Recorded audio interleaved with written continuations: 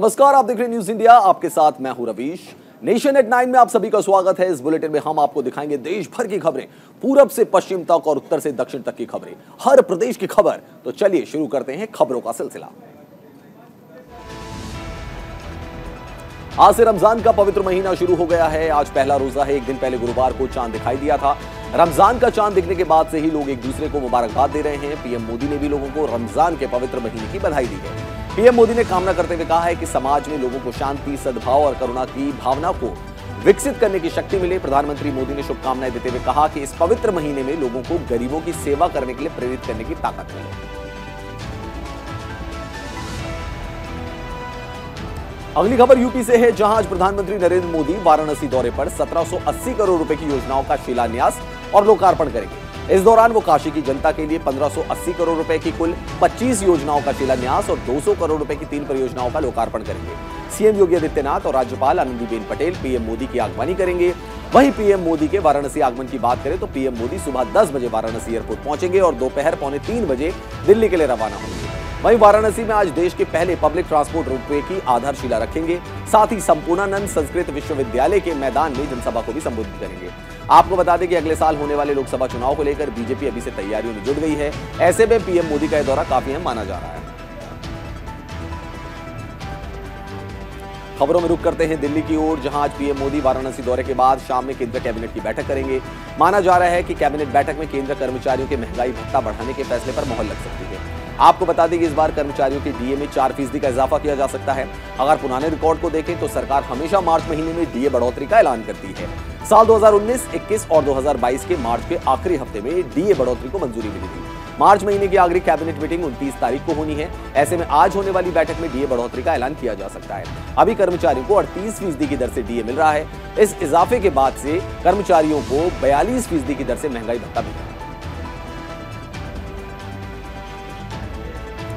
अगली खबर विश्व बैंक के अध्यक्ष पद के लिए नामित अजय बंगा को लेकर है। आपको बता दें कि विश्व बैंक के अध्यक्ष पद के लिए नामित अजय बंगा अपने विश्व दौरे के अंतिम चरण में 2 दिवसीय दौरे पर भारत पहुंच गए हैं। लेकिन नई दिल्ली में नियमित परीक्षण के दौरान बंगा कोरोना पॉजिटिव पाए गए हैं और फिलहाल वो आइसोलेशन में है। ये जानकारी अमेरिकी वित्त विभाग ने दी है। आपको बता दें कि अजय बंगा की नई दिल्ली यात्रा 23 और 24 मार्च को उनके 3 सप्ताह के वैश्विक दौरे का अंतिम पड़ाव है। बंगा की यात्रा अफ्रीका से शुरू हुई थी। इसके बाद उन्होंने यूरोप, लैटिन अमेरिका और एशिया के देशों की यात्रा की थी। वहीं वित्त विभाग ने अपने पिछले बयान में कहा था कि भारत दौरे के दौरान 63 वर्षीय बंगा का प्रधानमंत्री नरेंद्र मोदी के साथ वित्त मंत्री निर्मला सीतारमण और विदेश मंत्री एस जयशंकर से मिलने का भी प्रोग्राम है। सूत्रों के हवाले से कहा जा रहा है कि आज अजय बंगा पीएम मोदी से मुलाकात कर सकते हैं। अजय बंगा के नामांकन की घोषणा के तुरंत बाद भारत ने उनकी उम्मीदवारी का समर्थन किया था।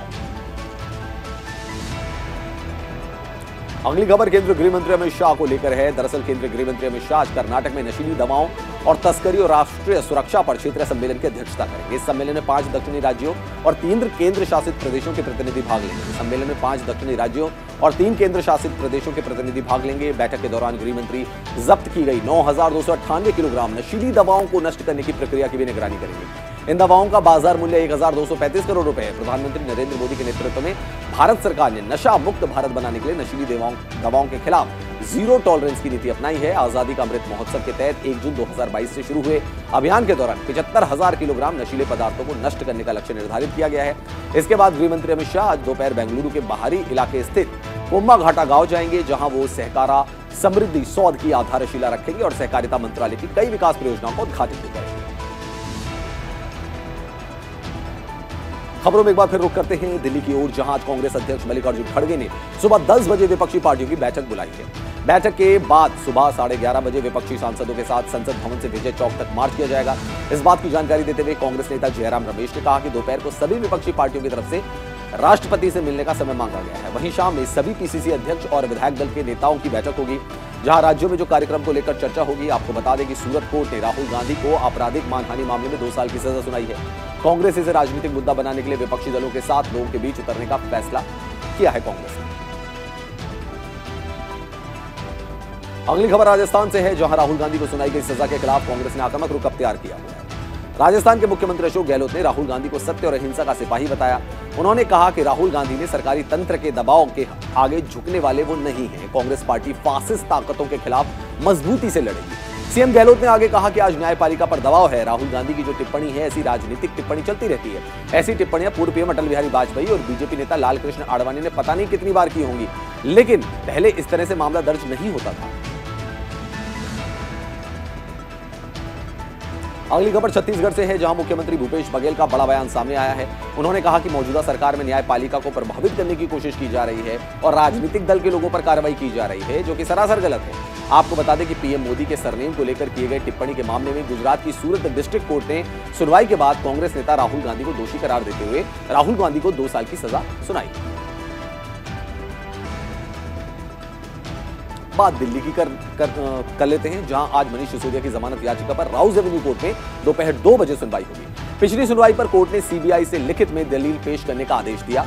आपको बता दें कि दिल्ली की शराब नीति में कथित घोटाले की जांच चल रही है। इस मामले में दिल्ली के पूर्व मुख्यमंत्री मनीष सिसोदिया को पहले सीबीआई ने गिरफ्तार किया और बाद में ईडी ने अपनी हिरासत में लिया है। सीबीआई की गिरफ्तारी के मामले में राउज एवेन्यू कोर्ट में मनीष सिसोदिया की जमानत याचिका पर 21 मार्च को सुनवाई हुई थी। अगली खबर दिल्ली विधानसभा के बजट सत्र को लेकर है, जहां आज उपराज्यपाल के अभिभाषण के साथ साथ बजट पर सुबह 11 बजे से चर्चा होगी। आपको बता दें कि सत्र की शुरुआत में उपराज्यपाल ने कहा था कि शिक्षा पर सरकार के जोर देने के कारण दिल्ली के छात्र लगातार अच्छा प्रदर्शन कर रहे हैं। वहीं उपराज्यपाल ने स्कूल ऑफ स्पेशलाइज्ड एक्सीलेंस को छात्रों के लिए विश्व स्तरीय स्कूल बताया। उन्होंने कहा कि दिल्ली में शिक्षा के क्षेत्र में सुधार हुआ है और 20,000 नए क्लासरूम तैयार किए गए। साथ ही उन्होंने कहा कि आने वाले दिनों में नए अस्पतालों में 16,000 से ज्यादा बेड की व्यवस्था की जाएगी। मौजूदा अस्पतालों को और भी बेहतर बनाया जाएगा। वहीं आज उपराज्यपाल के अभिभाषण पर विधानसभा में चर्चा हुई। अगली खबर भी दिल्ली से है, जहां केंद्रीय मंत्री गजेंद्र सिंह शेखावत के राजस्थान के मुख्यमंत्री अशोक गहलोत के खिलाफ दायर मानहानि मामले में राउज एवेन्यू कोर्ट फैसला सुनाएगा। कोर्ट तय करेगा कि मानहानि मामले में अशोक गहलोत के खिलाफ समन जारी किया जाए या नहीं। आपको बता दें कि संजीवनी घोटाले मामले में मुख्यमंत्री अशोक गहलोत के खिलाफ मानहानि का मुकदमा दर्ज करवाया।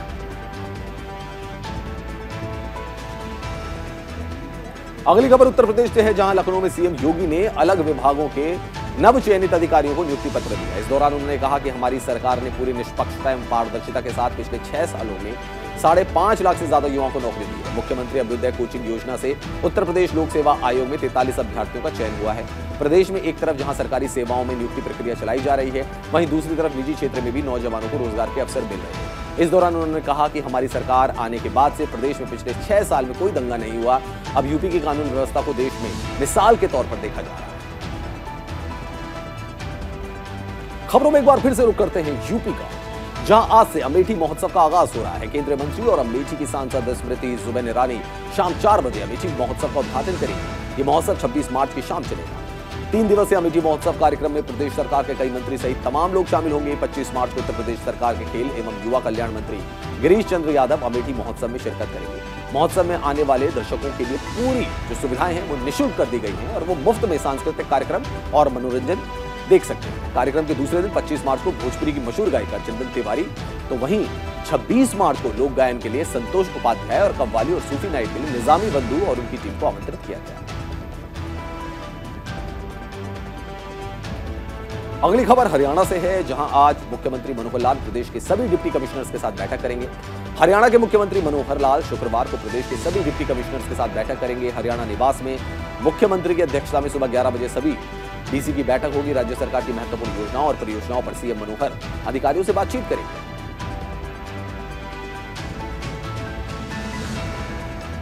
अगली खबर हिमाचल प्रदेश से है, जहां आज शिमला में मुख्यमंत्री सुखविंदर सिंह सुक्खू की अध्यक्षता में कैबिनेट की बैठक होने जा रही है। ये बैठक राज्य सचिवालय शिमला के शिखर सम्मेलन हॉल में होगी। मंत्रिमंडल की बैठक शाम 5:30 बजे शुरू होगी। मुख्यमंत्री सुखविंदर सिंह सुक्खू की अध्यक्षता में आज होने वाली कैबिनेट बैठक में कई अहम फैसलों को मंजूरी मिल सकती है। मंत्रिमंडल की बैठक में कई विभागों के हजारों पदों को भरने का फैसला भी किया जा सकता है। सूत्रों के हवाले से ऐसी खबर है कि हिमाचल प्रदेश लोक सेवा आयोग अगले 10 दिन के भीतर भर्ती प्रक्रिया शुरू कर सकता है। बात अमृतपाल की भी कर लेते हैं। भगोड़ा खालिस्तान समर्थक अमृतपाल सिंह को गिरफ्तार करना अभी भी पंजाब पुलिस के लिए मुसीबत का सबब बना हुआ है। बीते कुछ दिनों से लगातार कोशिशों के बाद भी वो गिरफ्त में नहीं आ पाया है। गिरफ्तारी से बचने के लिए वो लगातार जगह बदल रहा है। पुलिस उसके करीबियों को गिरफ्तार कर उस पर दबाव भी बना रही है। पुलिस की ओर से अब तक 207 लोगों को गिरफ्तार और हिरासत में लिया जा चुका है। कुछ लोगों को राष्ट्रीय सुरक्षा कानून के तहत हिरासत में लिया गया है। वारिस पंजाब दे संगठन के प्रमुख अमृतपाल सिंह के बारे में कहा जा रहा है कि वो अभी उत्तराखंड में छिपा हो सकता है। 20 मार्च को सीसीटीवी कैमरे से मिले फुटेज में दिख रहा है कि उसने हरियाणा के कुरुक्षेत्र में एक महिला के यहां रात गुजारी थी। पुलिस ने उस महिला को भी गिरफ्तार कर लिया। अगली खबर झारखंड से है, जहां धनबाद में कल शाम को एक ग्लाइडर उड़ान भरने के दौरान क्रैश हो गया। इस घटना में 2 लोग गंभीर रूप से घायल बताए जा रहे हैं। दोनों घायलों को शहर के एशियन जालान अस्पताल में भर्ती कराया गया है। एयरपोर्ट से ग्लाइडर ने उड़ान भरते ही उसमें कुछ तकनीकी दिक्कत आई और लगभग 500 मीटर की दूरी पर वो एक घर पर क्रैश हो गया। बताया जा रहा है कि ग्लाइडर बिरसा मुंडा पार्क के पास एक घर से टकराने के बाद क्रैश हो गया। वहीं पुलिस अधिकारियों ने बताया कि बिरसा मुंडा पार्क के पास एक निजी ग्लाइडर एक इमारत से टकरा गया, जिसमें पायलट और उसमें सवार यात्री घायल हो गए। दोनों घायलों को अस्पताल के लिए भर्ती कराया गया है। डॉक्टरों के मुताबिक दोनों की हालत गंभीर है। अगली खबर पश्चिम बंगाल से है, जहां आज से कोलकाता के सत्यजीत राय फिल्म एंड टेलीविजन इंस्टीट्यूट में बांग्ला अंतर्राष्ट्रीय फिल्म महोत्सव का आगाज हो रहा है। यह महोत्सव 27 मार्च तक चलेगा। इसका आयोजन केंद्रीय सूचना एवं प्रसारण मंत्रालय और SRFTI के सहयोग से किया जा रहा है। फिल्म महोत्सव का उद्घाटन केंद्रीय खेल और सूचना एवं प्रसारण मंत्री अनुराग ठाकुर करेंगे। उद्घाटन समारोह में फिल्म उद्योग और अन्य क्षेत्रों के कई लोग मौजूद रहेंगे। फिल्म महोत्सव के समापन समारोह में मशहूर अभिनेता और बीजेपी नेता मिथुन चक्रवर्ती शामिल होंगे। इस समारोह में कई लघु फिल्मों के साथ कुल 12 फीचर फिल्मों की स्क्रीनिंग होगी, जिसमें बांग्ला, हिंदी, भोजपुरी, मराठी और उड़िया के अलावा कई अंतर्राष्ट्रीय फिल्में शामिल हैं। महोत्सव की शुरुआत सत्यजीत राय की फिल्म हीरक राजार देशे से होगी और इसका समापन मृणाल सेन की इच्छा पुराण से होगा। अगली खबर केरल से है, जहां सीएम पिनाराई विजयन ने बीजेपी पर राज्य में तुष्टीकरण करने का आरोप लगाया है। सीएम पिनाराई विजयन ने कहा है कि बीजेपी अल्पसंख्यक समुदाय के कुछ धार्मिक नेताओं को खुश करने की कोशिश कर रही है। कन्नूर में एक जनसभा को संबोधित करते हुए सीएम ने कहा कि ईसाई अल्पसंख्यक हैं। ईसाई समुदाय को जिन हमलों का सामना करना पड़ रहा है, उनके बारे में पूरा देश जान रहा है। साथ ही सीएम ने कहा कि हमारे पड़ोसी कर्नाटक में ईसाइयों की स्थिति अच्छी नहीं है। पिछले क्रिसमस में छत्तीसगढ़ में भी हमले हुए हैं। इस दौरान उन्होंने आरोप लगाते हुए कहा कि ईसाइयों पर हमला संघ के इशारों पर हो रहा है। साथ ही उन्होंने कहा कि बाकी राज्यों के मुकाबले केरल की स्थिति अलग है। केरल धर्मनिरपेक्षता की भूमि है। खबरों में रुख करते हैं उड़ीसा की ओर, जहां पूर्व राजस्व मंत्री मनमोहन सामल को बीजेपी ने राज्य का अध्यक्ष बनाया है। समीर मोहंती की जगह मनमोहन सामल को जिम्मेदारी दी गई है। सामल इससे पहले भी प्रदेश बीजेपी अध्यक्ष रह चुके हैं। 2004 से 2009 तक धामनगर से विधायक रहे मनमोहन सामल बीजेपी गठबंधन सरकार के मंत्री भी रह चुके हैं। उन्होंने धामनगर उपचुनाव में पार्टी की जीत में अहम भूमिका निभाई थी। प्रदेश अध्यक्ष बनाए जाने के बाद उन्होंने कहा कि पटनायक सरकार अन्याय और दमन में डूबी हुई है। बीजेपी अन्याय, अत्याचार और भ्रष्टाचार के खिलाफ लड़ेगी। अगली खबर कर्नाटक से है, जहां विधानसभा चुनाव से पहले राज्य में टीपू सुल्तान की हत्या को लेकर सियासत गर्मा गई। दरअसल बीजेपी के मंत्री ने दावा किया कि वोक्कालिगा समुदाय से ताल्लुक रखने वाले 2 सरदारों उरी और नांजे गौड़ा ने टीपू सुल्तान की हत्या की है। वहीं इस मामले पर बयान देते हुए कर्नाटक के सीएम बसवराज बोम्मई ने कहा कि जब शोध होगा और जिस दिन सच्चाई सामने आएगी, हमें उम्मीद है कि जीत मिलेगी। इस दौरान उन्होंने कहा कि आजादी के बाद कर्नाटक समेत देश भर में कई ऐतिहासिक सच दबा दिए गए और इतिहास को भी तोड़ मरोड़ दिया गया। सभी को मालूम है कि तब किसने इसमें महत्वपूर्ण भूमिका निभाई थी और अब सच्चाई बताई जाती है तो ये उसे हजम नहीं कर पा रहे। खबरों में एक बार फिर से रुक करते हैं कर्नाटक की ओर, जहां कांग्रेस नेता राहुल गांधी के मोदी सरनेम वाले बयान के मामले पर सियासत गर्मा गई है। सूरत कोर्ट के 2 साल की सजा के बाद बीजेपी नेता लगातार राहुल गांधी पर निशाना साध रहे हैं। वहीं इस मामले को लेकर बेंगलुरु में बीजेपी सांसद सुधांशु त्रिवेदी ने बयान दिया। उन्होंने कहा कि बेतुके बयान से लोगों की भावनाओं को ठेस पहुंचाना राहुल गांधी की फितरत बन गई है और यही वजह है कि वो कोर्ट में अपनी बातों के लिए मुकदमा फेस करते हैं। अगली खबर तमिलनाडु से है, जहां कांग्रेस कार्यकर्ताओं ने चेन्नई में पार्टी मुख्यालय में मोदी सरनेम मामले में कांग्रेस सांसद राहुल गांधी को दोषी ठहराया और उसके खिलाफ विरोध प्रदर्शन किया। वहीं कांग्रेस नेता ए.के. गोपन्ना ने कहा कि बीजेपी की हरकत ऐसी लोकतांत्रिक तरीके को दर्शाती है। ये मानहानि का झूठा मामला है, जनता सब कुछ देगी।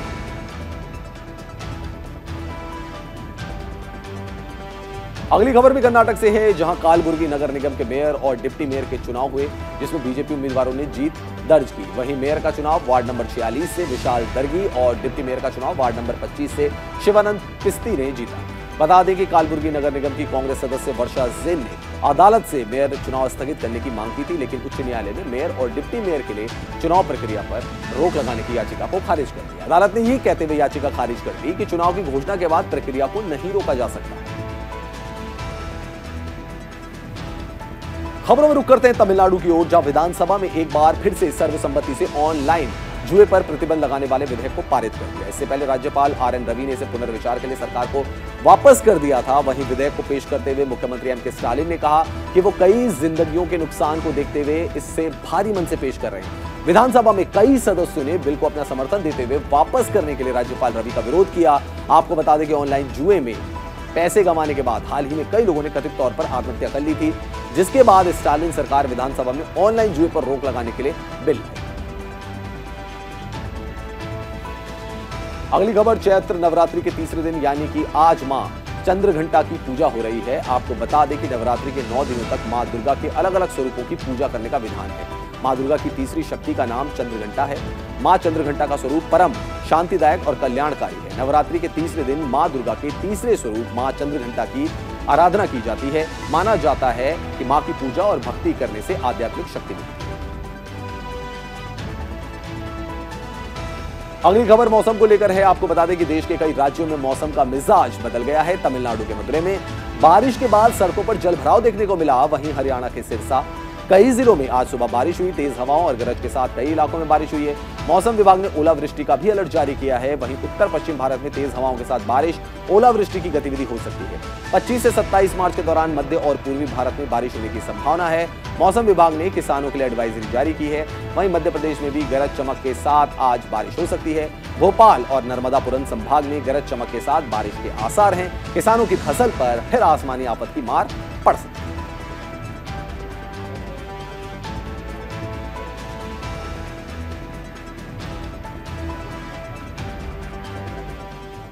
नेशन एंड नाइट में अब वक्त तो चला है बड़ी खबर का। झारखंड के धनबाद से हम बड़ी खबर आपको बता रहे हैं।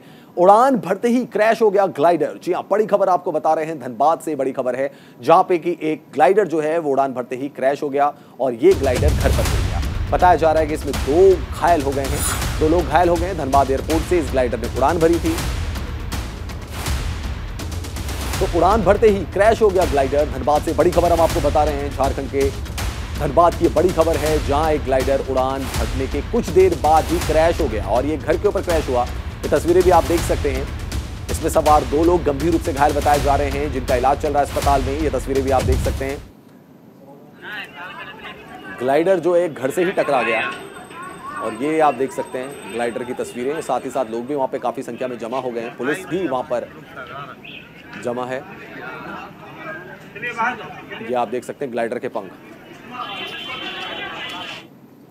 बढ़ते आगे, भगोड़े अमृतपाल की तलाश तेज हो गई है। यूपी के बहराइच में लगे हैं अमृतपाल के पोस्टर। जी हां, यूपी के बहराइच में अमृतपाल के पोस्टर लगा दिए गए हैं। अमृतपाल के 2 साथियों के भी इसमें पोस्टर चस्पा किए गए हैं।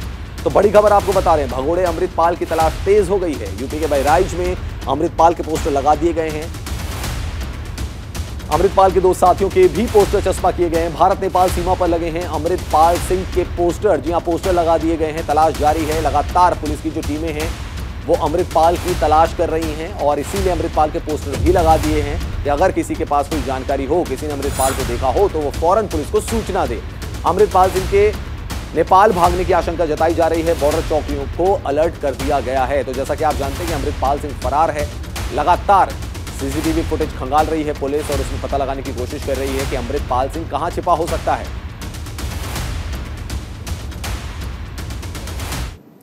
इसी मामले से जुड़ी एक बड़ी खबर आपको बता रहे हैं। उत्तराखंड में अमृतपाल को लेकर अलर्ट जारी कर दिया गया है। देहरादून, हरिद्वार, उधम सिंह नगर में अलर्ट जारी कर दिया गया है। तो बड़ी खबर आपको बता रहे हैं, अमृतपाल सिंह से जुड़ी हुई ये बड़ी खबर है, जहां उत्तराखंड में भी अमृतपाल सिंह को लेकर अलर्ट जारी कर दिया गया है। 3 जिलों की सीमाओं पर गहन चेकिंग की जा रही है। सूबे में जगह जगह लगाए गए हैं अमृतपाल के पोस्टर कि अगर किसी के पास कोई जानकारी हो तो वो पुलिस को इत्तला दे। अमृतपाल के उत्तराखंड में होने की संभावना भी जताई जा रही है। खालिस्तान समर्थक और पंजाब से भागे अमृतपाल सिंह को लेकर उत्तराखंड में पुलिस ने अलर्ट जारी कर दिया है। सीमांत जिलों में विशेष निगरानी की जा रही है। हालांकि उत्तराखंड पुलिस को पंजाब पुलिस से अमृतपाल के उत्तराखंड में होने की कोई आधिकारिक सूचना जानकारी नहीं दी गई है। कहा जा रहा है कि वो उत्तराखंड से नेपाल भाग सकता है। इस संबंध में पुलिस को आधिकारिक रूप से तो कोई जानकारी नहीं मिली है, लेकिन इंटरनेट मीडिया में चल रही सूचनाओं को पुलिस ने गंभीरता से लिया। तो उत्तराखंड में भी अलर्ट जारी कर दिया गया है। संभावना यह भी जताई जा रही है कि उत्तराखंड के रास्ते अमृतपाल नेपाल भाग सकता है। चौकसी बढ़ा दी गई है। लगातार जांच अभियान चल रहा है। बात पीएम मोदी की करते हैं। प्रधानमंत्री नरेंद्र मोदी का आज वाराणसी दौरा है। 1780 करोड़ रुपए की योजनाओं का शिलान्यास करेंगे प्रधानमंत्री Narendra Modi. Public transport ropeway की आधारशिला भी रखेंगे। संपूर्णानंद संस्कृत विश्वविद्यालय में जनसभा को संबोधित करेंगे। टीबी मुक्त पंचायत अभियान का शुभारंभ करेंगे प्रधानमंत्री मोदी। राज्यपाल और सीएम योगी साथ में मौजूद हैं। तो बड़ी खबर हम आपको बता रहे हैं। प्रधानमंत्री नरेंद्र मोदी का आज वाराणसी दौरा है। कई विकास परियोजनाओं का शिलान्यास करेंगे, साथ ही साथ लोकार्पण भी करेंगे। 1780 करोड़ रुपए की योजनाओं का शिलान्यास करेंगे। राज्यपाल और सीएम योगी साथ में मौजूद रहेंगे।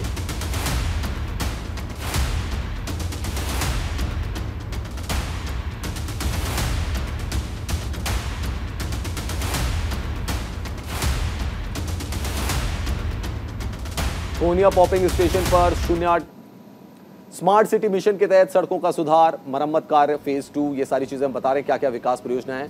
स्मार्ट सिटी मिशन के तहत ये सारे काम हो रहे हैं। महमूरगंज कंपोजिट विद्यालय का पुनर्विकास होगा। पार्कों का सौंदर्यकरण, कुंड का सौंदर्यकरण, पुलिस लाइन में जो आपूर्ति वो की जाएगी। कैंट रेलवे स्टेशन में गोंदोलिया तक यात्री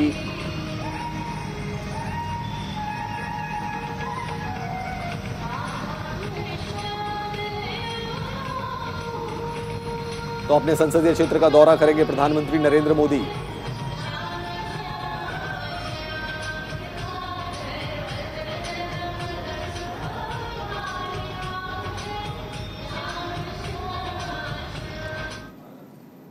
राहुल गांधी सजा मामले को राजनीतिक मुद्दा बनाएगी कांग्रेस। बड़ी खबर आपको बता रहे हैं। राज्यों में विरोध प्रदर्शन की तैयारियों में कांग्रेस पार्टी जुट गई है। तो बड़ी खबर आपको बता रहे हैं। राहुल गांधी सजा मामले को राजनीतिक मुद्दा बनाएगी कांग्रेस। अलग अलग राज्यों में विरोध प्रदर्शन किया जाएगा। संसद भवन से मार्च करेंगे कांग्रेस के नेता। जयराम रमेश ने राष्ट्रपति द्रौपदी मुर्मू से मिलने का वक्त भी मांगा है। कांग्रेस ने मानहानि के एक मामले में सूरत कोर्ट ने राहुल गांधी को 2 साल की सजा सुनाए जाने पर कानूनी लड़ाई लड़ने के साथ ही इसे बड़ा राजनीतिक मुद्दा बनाने का फैसला किया है। मुख्य विपक्षी दल 27 मार्च को दिल्ली और अन्य राज्यों में इस विषय को लेकर प्रदर्शन करेगा। पार्टी महासचिव जयराम रमेश के मुताबिक कांग्रेस ने अपने और अन्य कई विपक्षी दलों की तरफ से राष्ट्रपति द्रौपदी मुर्मू से भी मिलने का समय मांगा है। कांग्रेस अध्यक्ष मल्लिकार्जुन खड़गे के आवास पर पार्टी के वरिष्ठ नेताओं की बैठक के बाद जयराम रमेश ने कहा कि करीब 50 सांसद, कांग्रेस स्टीयरिंग कमेटी के सदस्य और वरिष्ठ नेता मिले।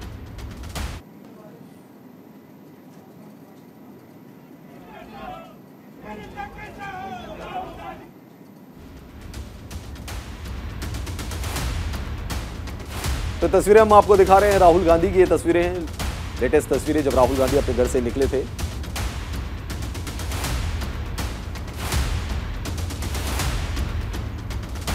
तो राहुल गांधी की आप ताजा तस्वीरें देख सकते हैं।